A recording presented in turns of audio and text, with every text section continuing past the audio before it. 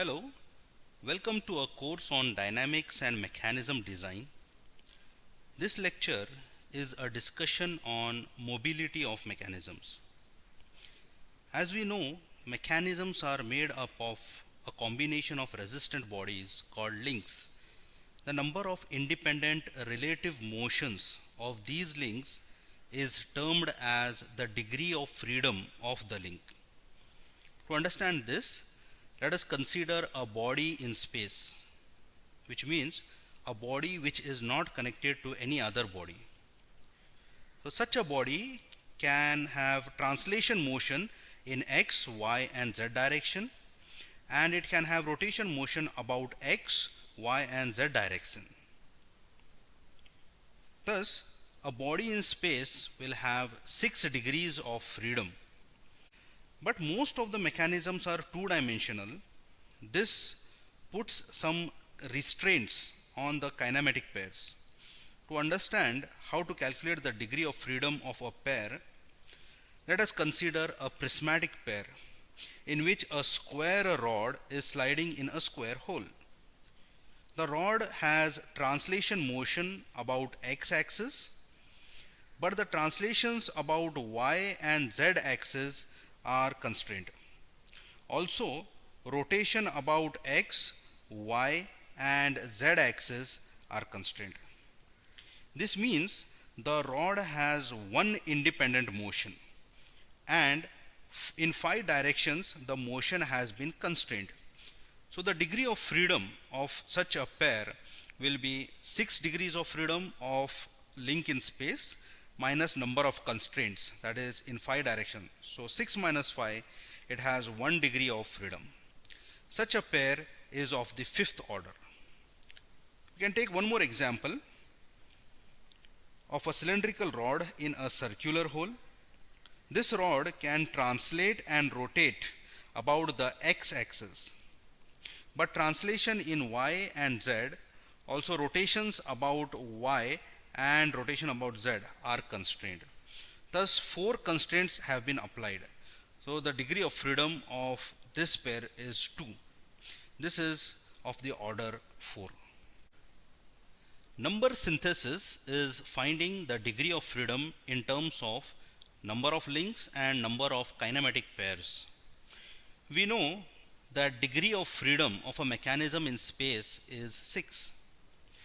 Now let us consider that F represents degrees of freedom, N total number of links in the mechanism, P1 number of pairs with 1 degree of freedom, which means that the motion in 5 directions have been constrained, P2 number of pairs with 2 degrees of freedom, hence 4 constraints have been applied on this, and so on. We can have up to P5.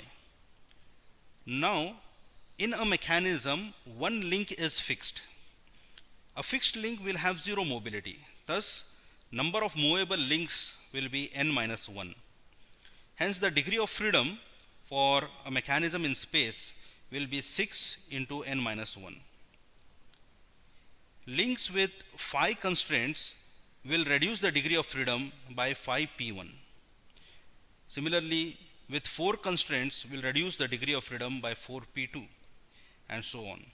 Thus the degree of freedom will be 6 into n minus 1 minus 5p1 minus 4p2 minus 3p3 minus 2p4 minus 1p5. As discussed, most of the mechanisms are two-dimensional. Example is 4-bar mechanism and slider crank mechanism. Such mechanisms have translation motion in 2 directions and rotation motion about one axis, which means one translation is constrained and 2 rotations are constrained. This we can understand by considering an example of planar kinematic pair. We have 2 prismatic bars in connection. These bars can slide in x direction and y direction. Hence they have translation in x and y, and it can rotate about the z direction. But translation in z and rotations about x and y direction are constrained. Thus, this pair has 3 degrees of freedom. So the degree of freedom can be given as 3 into n minus 1 minus 2p1 minus 1p2, where p1 is number of pairs having 1 degree of freedom and p2 is number of pairs having 2 degree of freedom. This is termed as Kutzbach criterion. The Kutzbach criterion can be written in a simplified form as 3 into n minus 1 minus 2l minus 1h, where L represents total number of lower pairs and H represents total number of higher pairs. The Grubler's criteria is a simplified form of Kutzbach equation in which higher kinematic pairs are not considered. Thus, the degree of freedom is 3 into n minus 1 minus 2l. Let us find the mobility of some mechanisms using the Kutzbach criteria. All fixed links are considered as 1. Link phi is comprising of 3 links connected to form a triangle. This represents a structure as it does not have mobility. The degree of freedom of this is 0.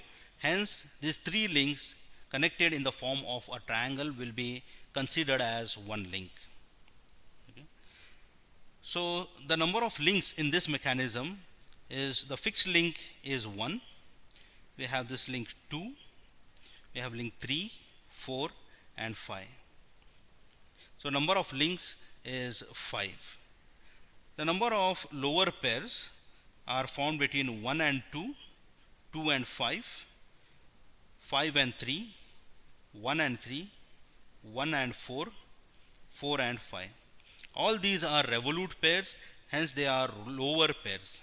So we have 6 number of lower pairs and there is no higher pair. So using the criteria, the degree of freedom is 0 for this mechanism. Hence it is a structure, it does not have any mobility. In this example, we have fixed link as 1. This is the second link, the third, fourth, and there is a fifth link. So the number of links is 5. Lower pairs formed between 1, 2, 2 and 5, 1 and 3, 3 and 5, 1 and 4, 4 and 5. Hence there are 6 lower pairs. There is no higher pair. Thus this mechanism has 0 degree of freedom. It is a structure. In this example, we have link 1, the fixed link, link 2, 3. 3 links connected in the form of a triangle. It is considered as one link. So this is link 4, link 5, 6 and 7. So there are total 7 number of links. Lower pairs are found between 1 and 2, 2 and 3, 3 and 4, 4 and 5, 4 and 6, 1 and 5, 1 and 7, 6 and 7. Hence there are 8 number of lower pairs, revolute pairs and no higher pairs.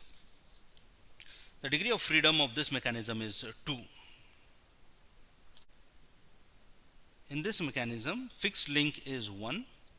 Link 2 and 3 are a pair of cams connected. Thus there are 3 links. Lower pair is found between link 1 and 2 and 1 and 3. The connection between 2 and 3 forms a higher pair. Thus the degree of freedom of this mechanism is 1. In this example, we have 2 cams, link 1 and link 3. There is a link 2 connecting both and link 4 and link 5. The total number of links are 5. Lower pairs are found between 1 and 2, 2 and 3, 3 and 4, 4 and 5 and 1 and 5. The connection between 1 and 3 forms a higher pair. Thus this mechanism has 1 degree of freedom.